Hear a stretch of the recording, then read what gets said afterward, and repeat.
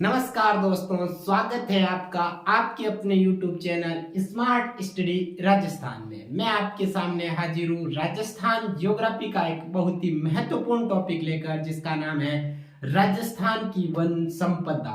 इसके अंदर राजस्थान के वनों के बारे में हम अध्ययन करेंगे, नवीनतम वन गणना के बारे में पढ़ेंगे, वनों के प्रकार, भौगोलिक आधार पर, प्रशासनिक आधार पर, उन सभी चीजों के बारे में हम जिक्र करेंगे।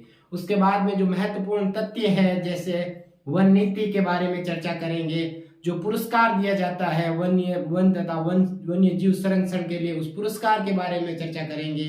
तो शुरू करते हैं हम इस महत्वपूर्ण टॉपिक को, जिसका नाम है राजस्थान की वन संपदा। वन क्या है? वन एक ऐसे जो मतलब जंगलों की तरह जो पेड़ पौधे ऐसे बहुत ज्यादा उगे हुए कहीं भी। ऐसा जरूरी नहीं है कि एक जगह पर जैसे वन है तो यहाँ पर पेड़ पौधे हैं ज्यादा तो वही है हमारे लिए महत्वपूर्ण। कहीं पर भी पेड़ पौधे हैं तो हमारे लिए महत्वपूर्ण है। तभी तो हमें बोला जाता है कि पेड़ लगाओ, पेड़ लगाओ, पेड़ लगाओ। पेड़ क्या करता है? ये वन हमारे लिए क्या करते हैं? जो जलवायु होता है, जलवायु या फिर जो अपने पर्यावरण होता है, पर्यावरण को क्या करता है? संतुलित करते हैं। संतुलित कैसे करते हैं?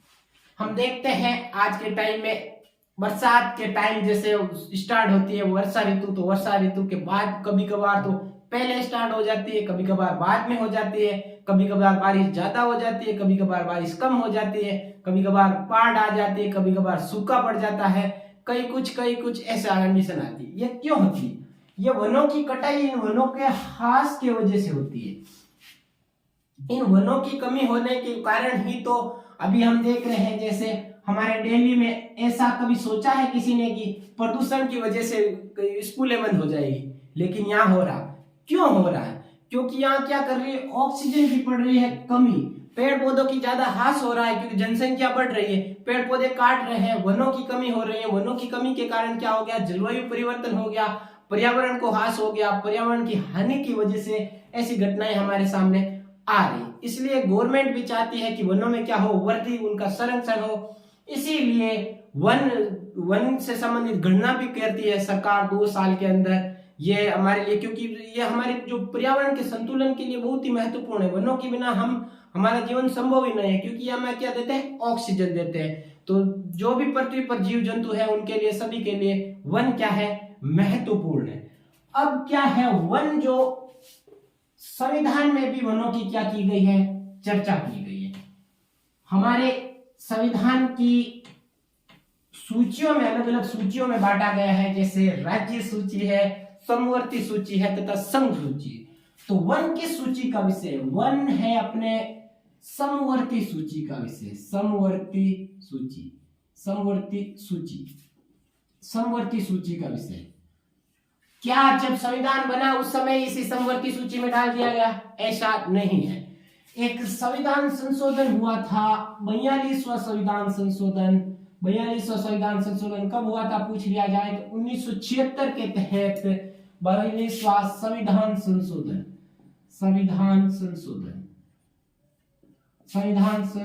इस संशोधन के तहत क्या किया गया? कब हुआ? 1976 के तहत वनों को किस में डाल दिया गया? समवर्ती सूची में। वनों के साथ वन्य जीवों को भी और शिक्षा को भी समवर्ती सूची में।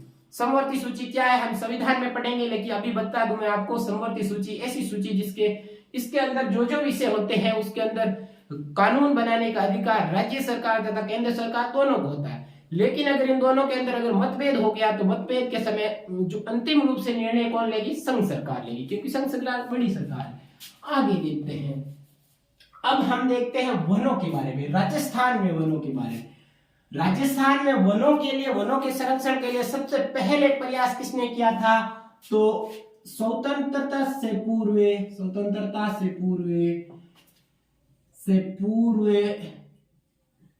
क्या किया गया था? वन संरक्षण अधिनियम बनाया था। अधिनियम किसने बनाया था? वन संरक्षण अधिनियम बनाया था। एक रियासत थी जिसका नाम है जोधपुर रियासत। पूछ लिया जाए कब बनाया था तो 1910 ईस्वी में। इसके बाद में अलवर रियासत ने बनाया था। अब आगे वन विभाग का गठन, राजस्थान वन विभाग का गठन। वन विभाग कब बना था? वन विभाग बना था 1949 ईस्वी में। अगली चर्चा करते हैं। इसके बाद में क्या है, आजादी के बाद में हमारे एक नीति जारी हुई थी, राष्ट्रीय वन नीति। राष्ट्रीय वन नीति है, राज्य वन नीति नहीं है। सरकार द्वारा राष्ट्रीय वन नीति जारी की गई थी केंद्र सरकार द्वारा, कब? 1952 में। यह नीति क्या कहती है? भौगोलिक क्षेत्रफल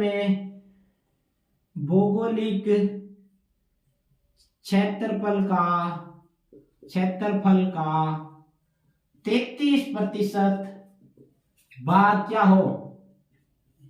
भाग वन हो। और यही सवाल पूछ लिया गया था एलडीसी 2018 में। आरएसएम एसएसबी द्वारा जो एलडीसी करवाई जाती है 2018 में, यह सवाल पूछा गया था कि राष्ट्रीय वन नीति के अनुसार कितने प्रतिशत क्षेत्र पर वन होना आवश्यक है? तो कितने प्रतिशत पर? 33% पर। अब राज्य सरकार द्वारा पहली वन नीति कब जारी की गई थी? राजस्थान सरकार की प्रथम वन नीति कब जारी की गई थी? तो जारी की गई थी अपने फरवरी 2018 में। फरवरी 2010 के अंदर पहली वन नीति जारी की गई थी। यह वन नीति जारी करने वाला राजस्थान देश का पहला राज्य बना। तो पहली बार वन नीति लाने वाला पहला राज्य कौन बना था? राजस्थान। और वन नीति कब लेके आया था? वन नीति लेके आया था फरवरी 2010 में। यह वन नीति क्या कहती है? इस नीति के अनुसार क्या रखा गया था? 20% क्षेत्र पर क्या रखा गया था? वनों का लक्ष्य रखा गया था। क्या यह लक्ष्य राजस्थान सरकार अभी हासिल कर पाई? नहीं कर पाई। यह हम वन गणना में देखेंगे कितने प्रतिशत भौगोलिक क्षेत्र पर राजस्थान के अंदर वन है, वो सारी चीजें हम बाद में देखेंगे। अब देखते हैं आगे, समवर्ती सूची का विषय है। इसके बाद में स्वतंत्रता से पूर्व सबसे पहले अधिनियम कौन लेके आई थी? मारवाड़ रियासत लेके आई थी। इसके बाद में वन विभाग का गठन 1949 को हुआ था। राष्ट्रीय वन नीति के अनुसार 33% वन होना आवश्यक है। इसके बाद में राजस्थान में वन नीति कब आई थी? फरवरी 2010 को आई थी। और राजस्थान देश का पहला राज्य बना, तो जो नीति लाने वाला, और 2010 वाली फरवरी 2010 वाली राजस्थान की पहली वन नीति क्या कहती है कि क्या लक्ष्य होना चाहिए? 20% भौगोलिक क्षेत्र पर वन होना आवश्यक है। लेकिन अभी वो हमें अचीव नहीं कर पाए। आगे देखते हैं हम।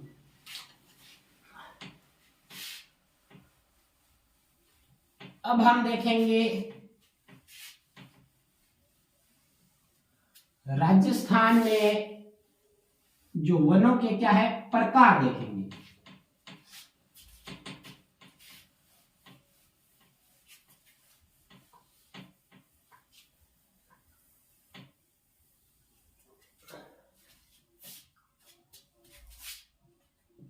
वनों के प्रकार, कौन कौन से प्रकार के वन पाए जाते हैं। अब ये किस आधार पर देखेंगे हम? भौगोलिक आधार पर। कैसे? इसमें क्या होता है, वर्षा के आधार पर वनों को अलग अलग भागों में बांटा गया है। वर्षा तथा अपने क्षेत्रफल के आधार पर कौन से वन किधर है, कौन से किधर है। अब पहला है, इस नक्शे के आधार पर हम जिले देख लेंगे। पहले हम देख लेते हैं कौन कौन से वन है। इसमें सबसे पहला है उष्ण कटिबंधीय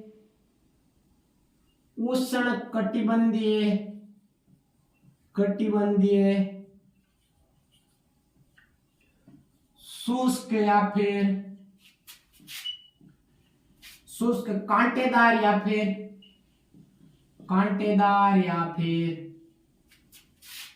या मरुस्थलीय वन।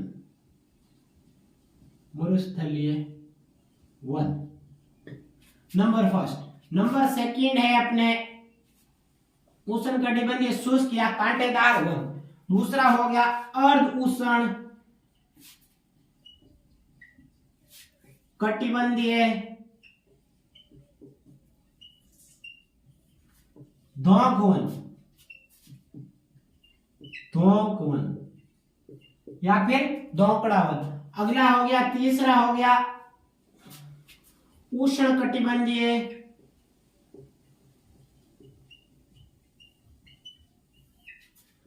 शुष्क या मिश्रित पतझड़ वन।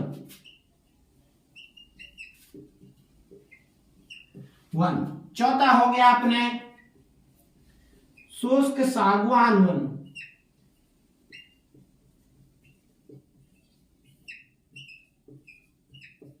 पांचवा हो गया अपने लास्ट एंड फाइनल क्या हो गया, उपोष्ण कटिबंधीय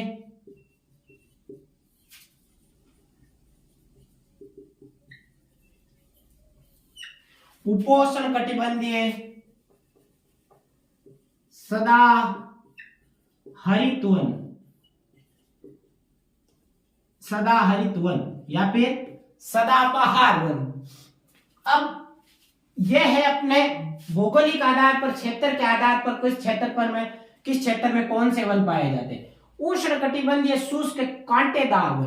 कांटेदार वन पश्चिम क्षेत्र में जिन वनों पर, जिन पेड़ पौधों पर जो होते हैं छोटे छोटे जो कांटे होते हैं वो कांटेदार वनों में आते हैं। और कांटेदार वन किस क्षेत्र में होते हैं, मरुस्थलीय क्षेत्र में जहाँ बारिश कम होती है, बारिश कम होती है वहां पर ये कौन से वन पाए जाते हैं, उष्ण कटिबंधीय शुष्क। अर्ध शुष्क अर्ध उष्ण कटिबंधीय धोंक वन। धोंक वन कौन से, अरावली के पश्चिम क्षेत्र में, लगभग अरावली वाले क्षेत्र में कौन से अर्ध उष्ण कटिबंधीय धोंक वन। यह राजस्थान के सबसे ज्यादा क्षेत्रफल पर पाए जाते हैं। कितने क्षेत्रफल पर, 58%, लगभग 58% क्षेत्रफल पर ये पाए जाते हैं। अगला होता है उष्ण कटिबंधीय शुष्क कांटेदार वन। कांटेदार कितने पाए जाते हैं, 6.26% क्षेत्रफल पर।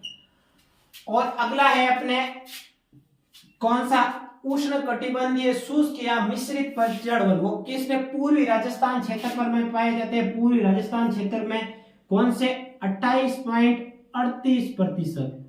और अगला है उपोष्ण कटिबंधीय सदा हरित वन। यह राजस्थान में सबसे कम क्षेत्रफल पर पाए जाते हैं, 0.39%।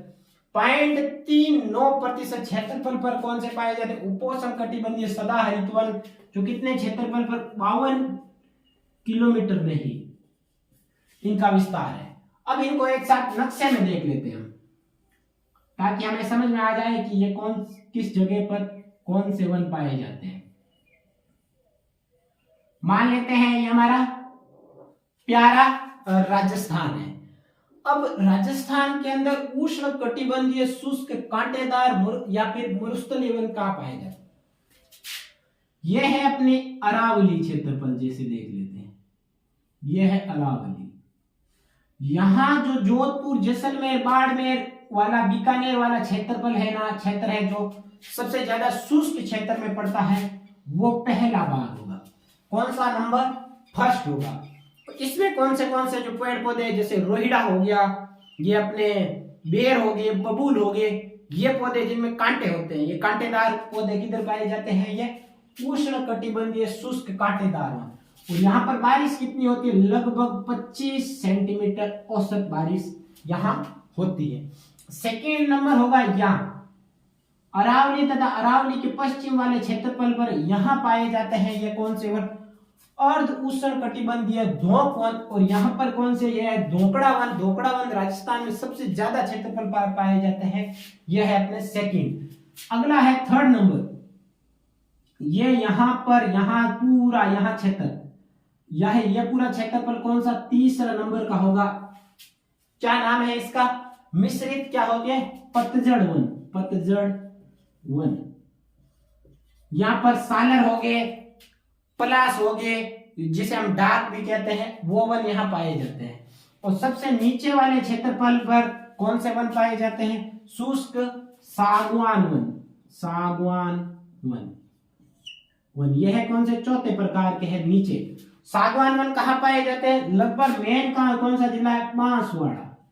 बांसवाड़ा, बांसवाड़ा के पास में कौन से जैसे उदयपुर ले लो थोड़ा सा भाग, उदयपुर, चित्तौड़गढ़ का भाग ले लो, चित्तौड़गढ़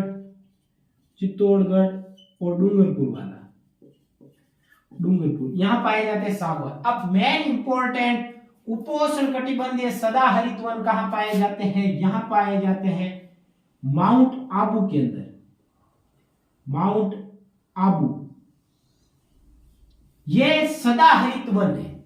यानी यहां पर तो कितनी बारिश होती है? यहां बारिश ले लो हमने 60 सेंटीमीटर, लगभग 30 से लगभग लेके 60 सेंटीमीटर तक, 60 सेंटीमीटर ये औसत ले लो। यहां पर ले लो कितनी? अपने 40 सेंटीमीटर औसत यहाँ बारिश पाई। और यहाँ पाई जाती है अपने 80 से 110 सेंटीमीटर तक बारिश।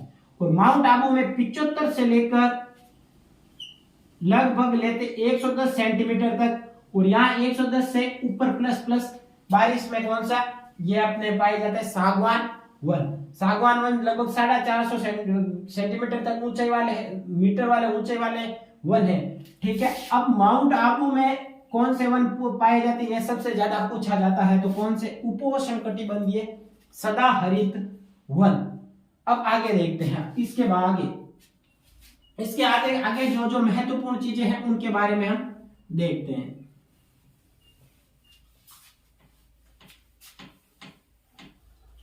जिले हमें नक्शे के आधार पर ही याद होंगे, ऐसे याद करने से याद नहीं रहेंगे। नक्शा याद रह जाएगा तो जिले भी याद रह जाएंगे। तो पहले नक्शा पढ़ना पड़ेगा, फिर जिला पढ़ लेंगे। अब हम वनस्पतियों के बारे में चर्चा करते हैं। प्रमुख वनस्पतियां कौन कौन से पेड़ पौधे हैं उनके बारे में चर्चा करेंगे। सबसे पहले है तेंदू। तेंदू कहाँ पाए जाते हैं? तेंदू लगभग यहाँ बांसवाड़ा के पास, बांसवाड़ा। अब बांसवाड़ा है तो मेन बांसवाड़ा अगर ऑप्शन में नहीं हो तो हमें हमेशा, मैंने क्या कहा, नक्शा याद रखना। नक्शा याद रखेंगे तो सारा याद हो जाएगा। अब बांसवाड़ा हमें पता है कहाँ पड़ता है, सबसे नीचे पड़ता है बांसवाड़ा। बांसवाड़ा ऑप्शन में नहीं होगा, मतलब इसके पास वाला क्षेत्रफल डूंगरपुर, उदयपुर या फिर प्रतापगढ़ पूछेगा, और कुछ नहीं इनके पास पूछने के लिए, इनमें से ही पूछ लेगा। तो तेंदू वृक्ष किस काम के आता है? तेंदू वृक्ष से तेंदू कोई अन्य नाम है अपने, अन्य नाम है टिमरू। और क्या बनाई है? तेंदू वृक्ष की पत्तियों से क्या बनाई जाती है? बीड़ी बनाई जाती है। बीड़ी, छोटा लंगर बड़ा लंगर, वो बीड़ी बनाई जाती है किससे? तेंदू वृक्ष के पत्तियों से। अगला देखते हैं हम, तेंदू को क्या नाम दिया गया है? टिमरू वृक्ष भी दिया गया है। आगे और देखते हैं हम, एक घास है जिसका नाम है खसखस घास। खस या फिर खसखस कहाँ पाई जाती है? सवाई माधोपुर,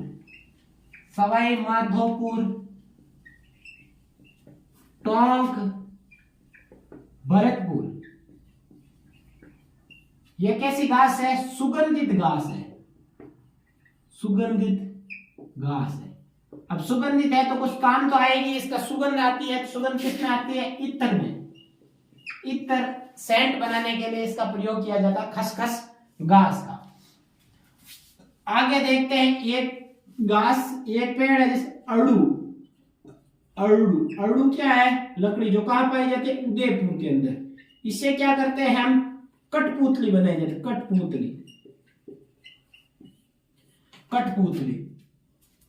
अगला आगे का देखते हैं अपने, एक है डाक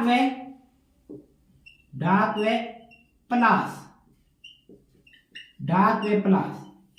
इससे क्या कहते हैं? जंगल की ज्वाला कहते हैं, जंगल की ज्वाला। डाक वे प्लास को कहते हैं जंगल की ज्वाला। यह कहां पाया जाता है? चित्तौड़गढ़, राजसमंद, राजसमंद, इन क्षेत्रों में कौन से पाया जाता है? डाक व पलाश।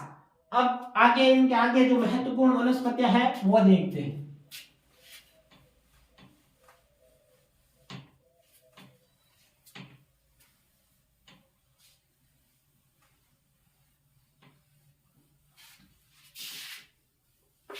ये घास है जो सबसे ज्यादा पूछी जाती है, सेवण घास। सेवण घास कहां पाई जाती है? जैसलमेर के अंदर। कैसी है? पौष्टिक घास है, पौष्टिक घास। सेवन कौन करती है इस घास की? गाय करती है। अब आगे देखते हैं, सेवण है एक पश्चिम राजस्थान में घास है जिसका नाम है दामड़, दामड़, करंज। ये घास है जो कहां पाई जाती है? पश्चिम राजस्थान में, राजस्थान में घास पाई जाती है। एक है खेर वृक्ष, खेर वृक्ष, खेर वृक्ष, खेर वृक्ष है। खेर वृक्ष से कथोड़ी जनजाति क्या करती है? कत्था तैयार करती है। किस वृक्ष से? खेर वृक्ष से। खेर वृक्ष की छाल से, छाल से कथोड़ी जनजाति, कथोड़ी जनजाति क्या करते हैं?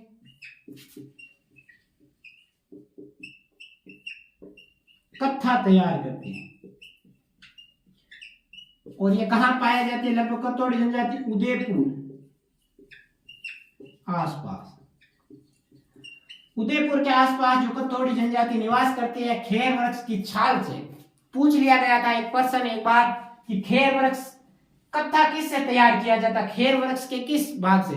तो छाल से किया जाता है। ऐसा नहीं कि इसके मतलब पत्तियों से किया जाता है, ऐसा नहीं, कभी कभार फूल दे देते हैं ऑप्शन में, ऐसा नहीं है। आगे देखते हैं इसके बाद में कौन सा है।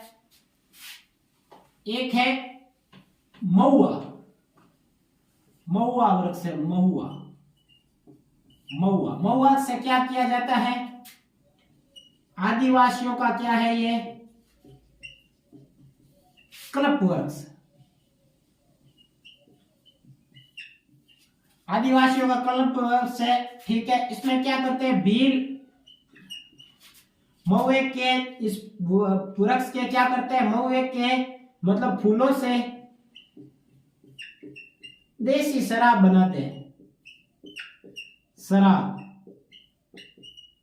जिसे मावड़ी या फिर माकड़ी भी ऐसा कुछ बोलते हैं। किससे? इस महुए के फूलों से जो देसी शराब बनाई जाती है, इसे क्या कहते हैं? आदिवासियों का कल्प वृक्ष कहते हैं। अब एक और है जिसका नाम है सालर, सालर। सालर कहां कहां पाया जाता है? सालर पाया जाता है अलवर, सिरोही, उदयपुर, राजसमंद, चित्तौड़गढ़। यहां कौन सा वृक्ष पाया जाता है? सालर वृक्ष पाया जाता है। यह पूछा जाता है सवाल, जिले पूछे जाते हैं इसमें। तो इनमें ये जिले नहीं दिए हुए, एक और है जोधपुर। अगर ये जिले नहीं दिए हुए तो भी इनके आसपास वाले पड़ोसी जिले देख लेने। महत्वपूर्ण इन्हीं जिलों से ही पूछा जाएगा। आज तक पूछा गया था, 3-4 बार पूछा गया था, तो इन्हीं जिलों से पूछा गया था। अब हम चलते हैं महत्वपूर्ण जो जो तथ्य है उनके बारे में। अब एक हुआ था खेजड़ली कांड। क्या हुआ था? खेजड़ली कांड हुआ था, खेजड़ली कांड।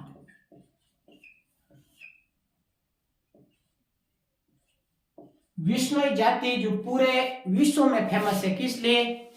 पेड़ पौधे तथा जीव जंतुओं के रक्षा या फिर संरक्षण के लिए। इनके लिए सबसे प्रिय वृक्ष होता है खेजड़ी। एक बार क्या हुआ था, घटना है 1730 ईस्वी की, 1730 ईस्वी की। मारवाड़ है, मारवाड़ का राजा था जिसका नाम है अभय सिंह। अभय सिंह, अभय सिंह है मारवाड़ का राजा। उसने अपने किस सेनापति को कहा था जिसका नाम है गिरधारी सिंह। गिरधारी सिंह को बोला गया था कि आप क्या करो, जंगल में जाकर खेजड़ली नामक स्थान पर है, जो जोधपुर के अंदर है, अभी भी है गांव खेजड़ली नामक स्थान, उस पर क्या करो, वहां से वृक्ष काट के लेके आओ। तो वृक्ष काटने लेके आने के लिए कहा गया था किसको, इस गिरधारी सिंह को अभय सिंह ने कहा था। वहां उस स्थान पर एक महिला थी जिसका नाम है अमृता देवी विश्नोई। उसने उन्हीं खेजड़ियों को बचाने के लिए, उन्होंने देख लिया कि खेजड़ी वृक्ष काट रहे हैं, तो उन्हीं वृक्षों को बचाने के लिए खुद क्या के वृक्षों से लिपट गई। तो उसने सोचा कि सेनापति हम लिपट जाएंगे तो काटेंगे नहीं, लेकिन राजा का आदेश था, तो सेनापति ने ये बोल दिया कि इनको साथ वृक्षों के साथ में ही काट दो। तो इसमें 363 लोग की इसने क्या दी थी, जान दी थी, जिसमें 69 तक क्या थी, महिलाएं थी। इस अमृता देवी की बोला जाता है कि 3 पुत्रियां भी इसमें मृत्यु हो गई, अपनी जान दे दी, किसके लिए, पेड़ पौधों के लिए। अब इसके बारे में आप देखते हैं, इसी वजह से ये खेजड़ली क्या है, बहुत फेमस है। यहाँ एक मृग उद्यान भी है खेजड़ली के अंदर। खेजड़ली कांड कब हुआ था, 1730 ईस्वी में। किसके काल में, मारवाड़ का शासक था अपने अभय सिंह। अभय सिंह अपने सेनापति था, सेनापति का क्या नाम था, गिरधारी सिंह। गिरधारी सिंह। अब क्या किया था इसमें, खेजड़ली कांड में 363 लोगों की क्या गए थे, लोग शहीद हुए थे। शहीद, पेड़ बचाने के लिए 363 लोगों के जान दी थी। नेतृत्व किसने किया था, इसका नेतृत्व किया था अपने अमृता देवी विश्नोई। इसी अमृता देवी विश्नोई के नाम पर क्या है, मृगवन है। मृगवन कहां पर है, खेजड़ली में। खेजड़ली कहां पड़ता है, जोधपुर के अंदर। जोधपुर के अंदर, ये लिख देते हैं हम, जोधपुर के अंदर। जोधपुर यहां पर है मृगवन। और इसी अमृता देवी की याद में एक पुरस्कार, अमृता देवी पुरस्कार भी दिया जाता है। पुरस्कार ये किस लिए दिया जाता है, ये पुरस्कार वन्य जीव संरक्षण हेतु। वन्य जीव संरक्षण हेतु यह दिया जाता। अमृता देवी विश्नोई पुरस्कार दिया जाता वन्य जीव संरक्षण हेतु। ये पहली बार पुरस्कार शुरुआत कब की थी, 1994 ईस्वी में। और प्रथम पुरस्कार दिया था इसमें गंगाराम विश्नोई को। गंगाराम विश्नोई कहाँ का निवासी था, पाली का। ऐसा पूछा नहीं जाता, लेकिन बता दिया मैंने आपको जानकारी के लिए। अब ये हुआ था खेजड़ली कांड। इसी के खेजड़ली कांड के 12 सितंबर 1978 से क्या मनाया जाने लगा, खेजड़ी दिवस। अगर आपको पूछा जाए खेजड़ी दिवस कब मनाया जाता है, तो 12 सितंबर को मनाया जाता। अब यहाँ पर क्या लगता है, वृक्ष मेला। इसकी याद में वृक्ष मेला लगता। वृक्ष मेला कब लगता है, पूछ लिया जाए तो भाद्रपद शुक्ल दशमी को लगता है। भाद्रपद शुक्ल दशमी के दिन वृक्ष मेला लगता है। कहां पर, खेजड़ली ग्राम में। खेजड़ली ग्राम पड़ता है जोधपुर के अंदर, जो दुनिया का एकमात्र वृक्ष मेला है। आगे चलते हैं हम, जो महत्वपूर्ण तथ्य देख रहे थे। पहला देखा था खेजड़ली कांड, इसके बाद में हम आगे देख रहे हैं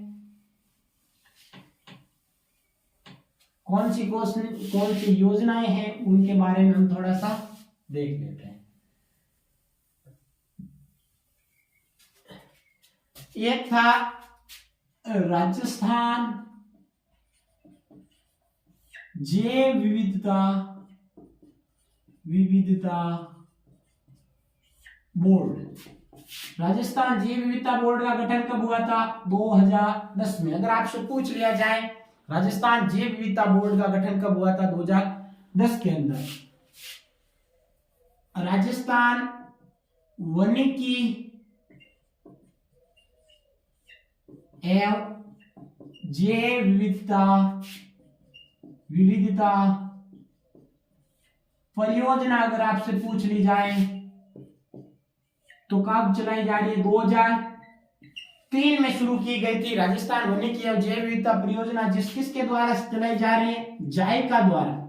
जायका कौन सी सहयोगी की कंपनी है? जापान की कंपनी है, जायका द्वारा। अब एक है हरित राजस्थान परियोजना, जो कब शुरू की गई थी? 2009-10। किससे संबंधित है? वृक्षारोपण से। हरित राजस्थान परियोजना, ये सभी पूछे गए थे एग्जाम में, इसीलिए मैं आपको बता रहा हूं। 2-3 बार पूछ लिए गए, आगे भी पूछने की संभावना है। एक है अरावली परियोजना, अरावली वृक्षारोपण कार्यक्रम कब शुरुआत की गई थी? 1992-93 के अंदर। क्या अरावली को पुनः हरित करने के लिए यहाँ पर अरावली क्षेत्र में क्या लगाए जाते हैं? पौधे लगाए जाते हैं। किस परियोजना के तहत? अरावली वृक्षारोपण परियोजना, जिसकी शुरुआत 1992-93 में हुई थी। एलडीसी 2018 में यह भी पूछा गया था। अब आगे देखते हैं। अब यहां तक जो महत्वपूर्ण थी वो चीजें देख ली थी। एक है अपने लेपर्ड पार्क देख लेते हैं। पहले हमने देखा नहीं, इसलिए लेपर्ड पार्क देख लेते हैं। लेपर्ड पार्क राजस्थान का, मतलब लेपर्ड पार्क देख ले। लेपर्ड पार्क वो है राजस्थान में, जयपुर के अंदर। पहला था जालाना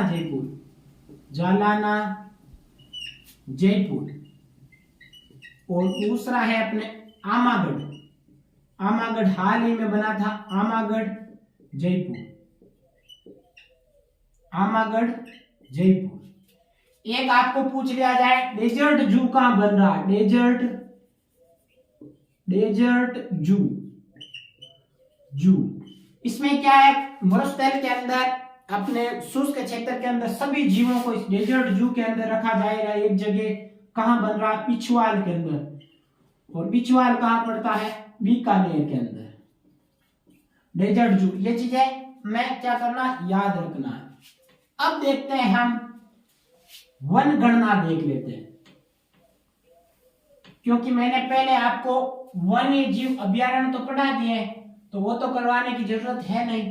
तो ये जो पीछे छुट्टी चीज थी वो मैं क्या कर दिया, बता दिया आपको। अब महत्वपूर्ण है वन गणना, नवीनतम वन गणना, नवीनतम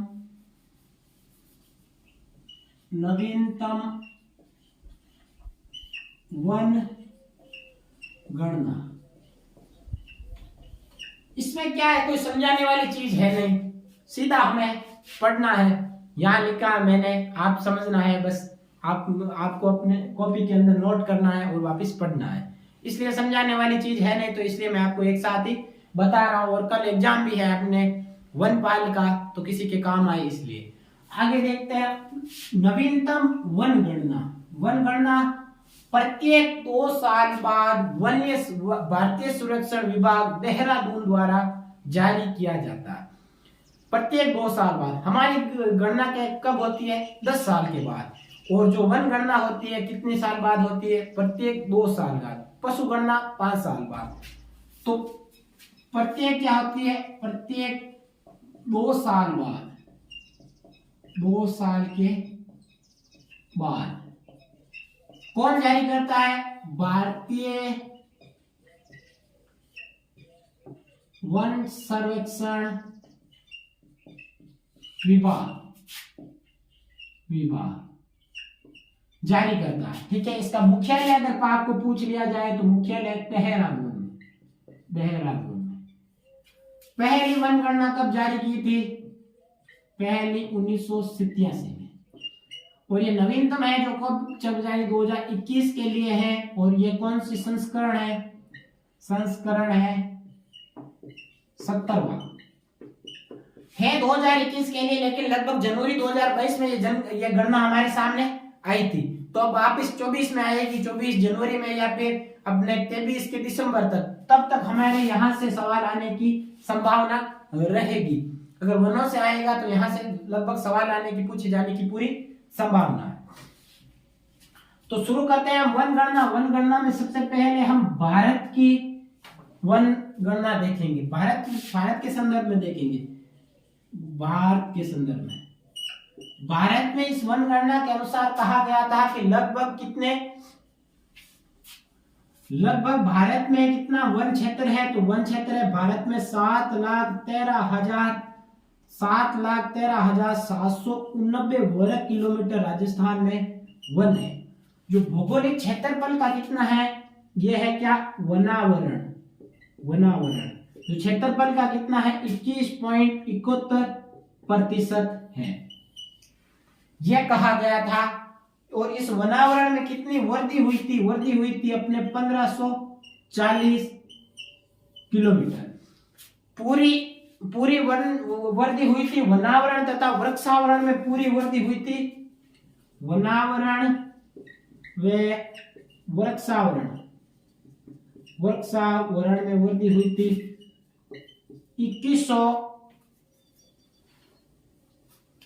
2140 किलोमीटर की लगभग वृद्धि हुई थी। यह वृद्धि हुई थी पूरे में राजस्थान, पूरे भारत, वनावरण तथा वृक्षावरण। लेकिन मेन हमें क्या पूछा जाता, वनावरण का ही पूछा जाता। और वनावरण राजस्थान में कितना है, पूरे भारत में भारतीय क्षेत्रफल का 21.71% है, यह बताया गया है। अब आगे देखते हैं हम, यह है अपने देश का वनावरण। अब देश में पूछा जाए सबसे ज्यादा वृद्धि किस राज्य में हुई थी, तो सर्वाधिक वृद्धि हुई थी अपने सर्वाधिक वृद्धि हुई थी अपने आंध्र प्रदेश में फर्स्ट नंबर। दूसरा नंबर किसमें, तेलंगाना में। यह है अपने भारत के संदर्भ में। तो सर्वाधिक वृद्धि किस में हुई थी, सर्वाधिक वृद्धि हुई थी अपने आंध्र प्रदेश में। दूसरे नंबर पर हुई थी तेलंगाना के अंदर। और पूरे वनावरण में कितनी वृद्धि हुई थी, 1540 किलोमीटर की। कितनी हुई थी, 1540 किलोमीटर की वृद्धि हुई थी। और टोटल कितनी वृद्धि वनावरण तथा वृक्षावरण में, 2261 किलोमीटर स्क्वायर की वृद्धि हुई थी, वर्ग किलोमीटर स्क्वायर की। मैं आपको 2140 बताया था, लेकिन 2261 है इसमें। कितनी वृद्धि हुई थी, 2261 वर्ग किलोमीटर की टोटल वृद्धि हुई थी। और इसमें 621 हो गई अपने वृक्षावरण, क्योंकि 621 तथा 1540 कितने हो गए, अपने 2261 वर्ग किलोमीटर की वृद्धि हो गई इसमें। अब आगे देखते हैं,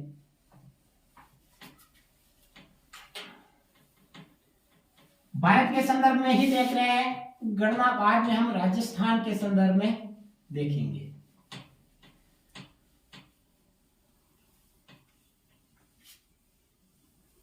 भारत में सबसे ज्यादा वृद्धि आंध्र प्रदेश में, दूसरे नंबर तेलंगाना के अंदर। पूरी वृद्धि कितनी हुई थी, पूरी वृद्धि हुई थी अपने 2261 वर्ग किलोमीटर, जिसमें वृक्षावरण में कितनी वृद्धि हुई थी, वनावरण में हुई थी 1540। और पूरा वनावरण कितना है, वनावरण है 7,13,789 वर्ग किलोमीटर, जो भौगोलिक क्षेत्र का कितना है 21.71% पूछा जा सकता है यहाँ से। अब सर्वाधिक वन किस राज्य में, सर्वाधिक वन किस राज्य में पूछा जाए तो सर्वाधिक वन है अपने एमपी के अंदर। दूसरे नंबर पर किस राज्य में है सर्वाधिक वन, अरुणाचल प्रदेश।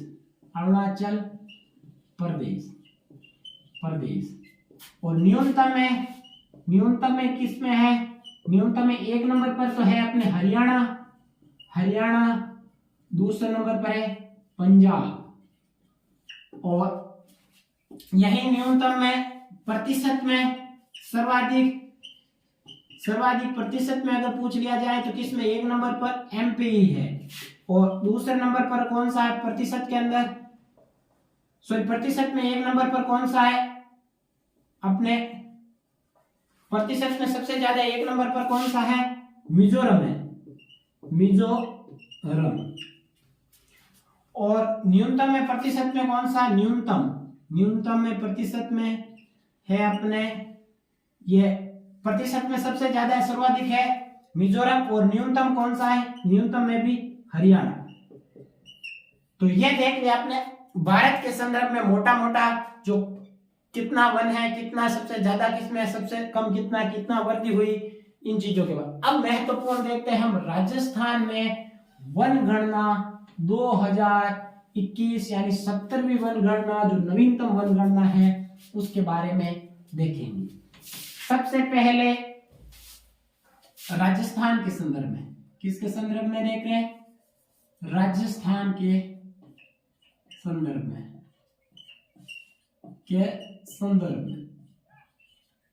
राजस्थान के संदर्भ में देख रहे हैं हम।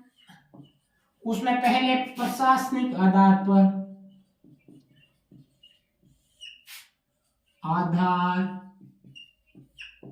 कितने प्रकार के वन है? 3 प्रकार के।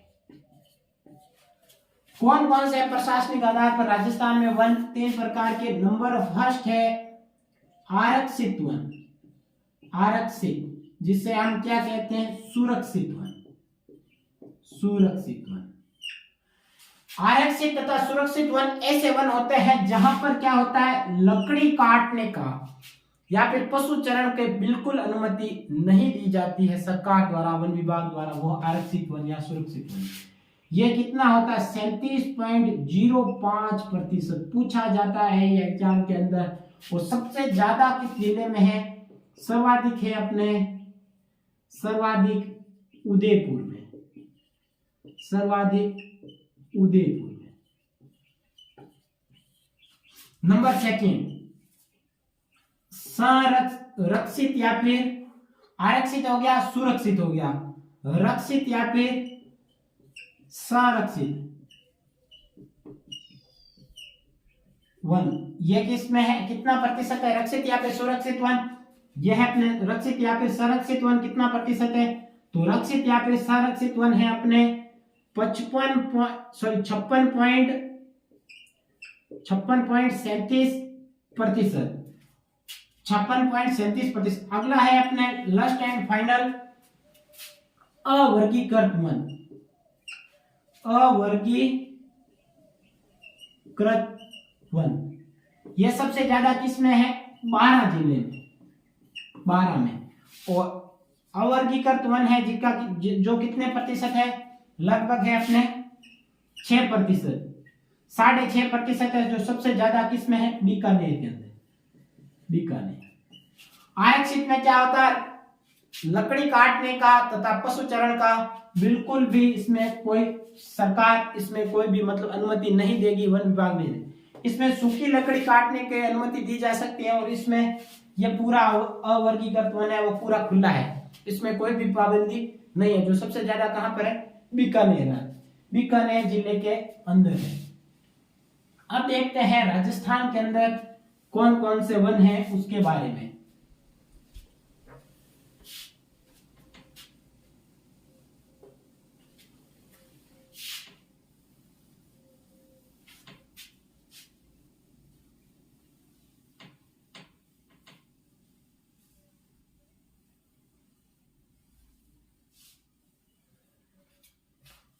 राजस्थान के अंदर वन गणना के अनुसार टोटल जो मतलब 2019 की तुलना में कितनी वृद्धि हुई, की तुलना में वृद्धि कितनी हुई? तो वृद्धि हुई थी अपने 25.45 वर्ग किलोमीटर, यह हुई थी अपने वृद्धि। सर्वाधिक वृद्धि अगर पूछ लिया जाए, सर्वाधिक वृद्धि किसमें हुई थी? सर्वाधिक वृद्धि किस जिले में हुई थी? अजमेर जिले में। और न्यूनतम या फिर कमी भी किस जिले में हुई थी? तो जालोर जिले में, जालोर जिले में। कितनी कमी हुई थी? -32% कमी हो गई थी जालोर जिले में, किसकी? वनों की। अब राजस्थान में वन टोटल कितने हैं? वनावरण देखते हैं, वनावरण, वनावरण वनावरण, वनावरण कितना है राजस्थान में? वनावरण है अपने 16,655 वर्ग किलोमीटर। और वृक्षावरण कितना है? वृक्षावरण, वृक्षावरण है अपने 8,733 वर्ग किलोमीटर। वनावरण कितना प्रतिशत है? भौगोलिक जो क्षेत्रफल का है अपने 4.87%। और वृक्षावरण कितना है? 2.54%। टोटल दोनों का मिलाकर कितना है? प्लस में करें कुल, तो कुल है अपने वनावरण तथा वृक्षावरण टोटल कितना? 25,000 हो गया। 25,000 अपने 25,388 वर्ग किलोमीटर।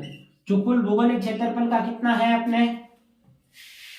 7.41%। ये हमें क्या करना है? याद रखना है। यहां से पूछ लिया जा सकता है 7.41%। अब आगे देखते हैं अभिलेख वन। वनावरण क्या होता है? वृक्षावरण क्या होता है? वनावरण वो सघन वन होते हैं तथा वृक्षावरण जो फैले हुए वन होते हैं, कभी यहाँ है, बाद में थोड़ी जगह बाद में है, ये हो गए वृक्षावरण। और वनावरण जो सघन वन होते हैं वो वनावरण में आते हैं। अब देखते हैं अपने अभिलेख वन। अभिलेख वन में सारे वन आ जाते हैं, छोटे से लेकर बड़े, जो भी राजस्थान में एक एक पेड़ पौधे की काउंटिंग में बाद में अभिलेख वन होते हैं। अभिलेख वन कितने? अभिलेख वन कितने हो गए? तो अभिलेख वन है अपने 32,863 वर्ग किलोमीटर है। और जो क्षेत्रफल का कितना है? क्षेत्रफल का 9.60% है। और ये लगा ले हम इंपॉर्टेंट। अभिलेख वन कितने हैं? अपने 32,863 है, 9.60% है राजस्थान के क्षेत्रफल का। तो क्या थी नीति 2010 की? 2010 की नीति तो क्या थी कि कितना बनाना है? हमने 20% का लक्ष्य रखा गया था, लेकिन लक्ष्य क्या पूरा हो रहा है? नहीं हो रहा। अभी तो 10% ही नहीं पहुंचा। अब देखते हैं राजस्थान में जो वन है अपने, जो अपने वन किस जिले में सर्वाधिक है, किस जिले में कम है, वो चीजें देखते हैं। सर्वाधिक वनों वाले जिले, सर्वाधिक वन यहां हो गया अपने न्यूनतम वन, न्यूनतम वन, सर्वाधिक वन तथा न्यूनतम वन। सर्वाधिक वनों में उदयपुर, जिसे आप सभी जानते हैं कि उदयपुर में सबसे ज्यादा वन है। दूसरे स्थान पर उदयपुर के बाद में आता है अलवर। ये किस है? क्षेत्रफल में, क्षेत्रफल के आधार पर अलवर। पहले देख लेते हैं, यहां पॉइंट लगाते हैं अलग से। क्षेत्रफल में, क्षेत्रफल में सर्वाधिक अलवर, उदयपुर, अलवर। और इसके बाद में आता है अपने प्रतापगढ़, प्रतापगढ़। और चौथा आता है 12। न्यूनतम में यहां पर भी पहला पॉइंट क्षेत्रफल देखेंगे। क्षेत्रफल न्यूनतम में सबसे कम किस जिले में? चूरू जिले में। दूसरे स्थान पर लगभग 78 किलोमीटर है। दूसरे स्थान पर अपना आता है चूरू के बाद में हनुमानगढ़। हनुमानगढ़ जिले में कितना है? तो हनुमानगढ़ जिले में 92 किलोमीटर। फिर आता तीसरे स्थान पर जोधपुर, और चौथे स्थान पर आता है टोंक। यह है अपने न्यूनतम किसमें? क्षेत्रफल में। अब एक प्रतिशत के अंदर, प्रतिशत यहां पर देख लेते हैं। सर्वाधिक प्रतिशत, ये बीच में यहां लगा देंगे प्रतिशत में। प्रतिशत में सर्वाधिक किसमें है? नंबर 1 अपने उदयपुर में। दूसरे स्थान पर कौन सा आएगा प्रतिशत के अंदर? प्रतिशत के अंदर आएगा प्रतापगढ़। तीसरे स्थान पर सिरोही, और चौथे स्थान पर आएगा अपने करौली। यह आ गया अपने प्रतिशत के अंदर। अब न्यूनतम में प्रतिशत देख लेते हैं। न्यूनतम में प्रतिशत नंबर 1 जोधपुर। तो ये सवाल पूछा जाता है, चूरू ठोक गए आते हैं सभी, लेकिन यहाँ पर पहला क्या, सबसे कम प्रतिशत में कौन सा है, जोधपुर। दूसरे स्थान पर कौन सा है, चूरू। और तीसरे स्थान पर कौन सा होता है, जैसलमेर। और चौथे स्थान पर कौन सा होता है, बीकानेर। यह है अपने महत्वपूर्ण वन गणना। अगर झाड़ी वन का भी आपको पूछ लिया जाए तो सर्वाधिक झाड़ी वन किसमें, पाली जिले में।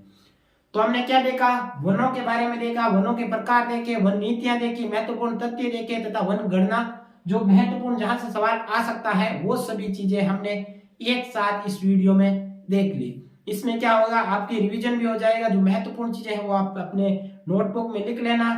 तो उम्मीद करते हैं आपको ये पूरा वीडियो समझ में आया होगा, पूरी क्लास। और इसके साथ धन्यवाद दोस्तों, जय हिंद।